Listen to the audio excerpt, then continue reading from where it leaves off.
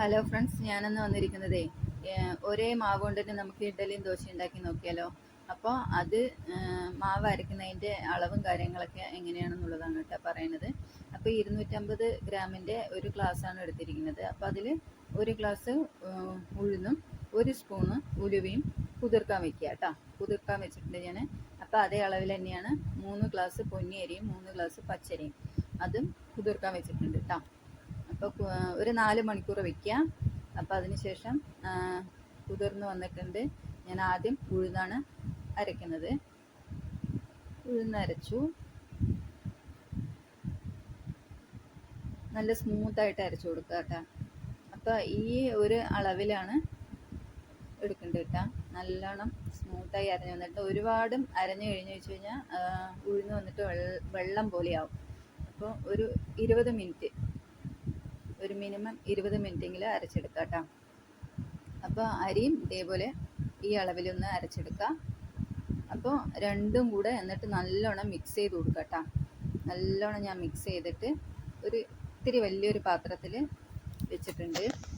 അപ്പോൾ ഇത് വൈകുന്നേരമാണ് ഞാൻ അരച്ച് വെച്ചിരിക്കുന്നത്.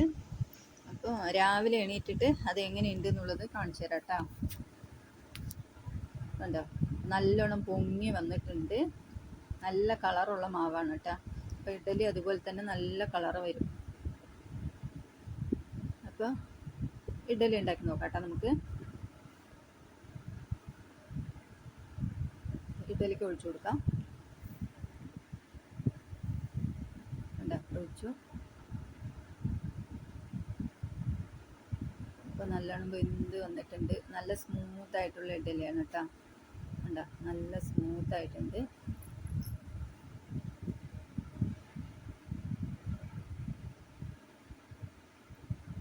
കണ്ടോ, ഞാൻ തുണിയിലാണ് ഒഴിച്ചു കൊടുക്കുന്നത് കേട്ടോ. അപ്പം നമുക്ക് ദോശ ഉണ്ടാക്കാം. ദോശ ഞാൻ നോൺ സ്റ്റിക്കിലാണ് കേട്ടോ ഉണ്ടാക്കുന്നത്.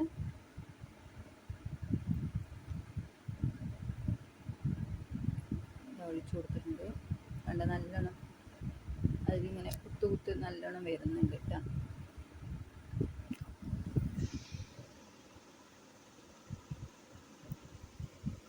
നെയ്ദോശയാണ് ഉണ്ടാക്കുന്നത്.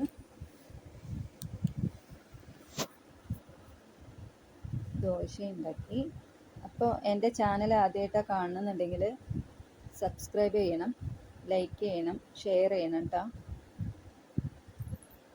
അപ്പോൾ ഇത്രയൊക്കെ ഉള്ളൂ. അപ്പോൾ ഇനി പുതിയൊരു വീഡിയോ ആയിട്ട് നമുക്ക് വീണ്ടും കാണാം.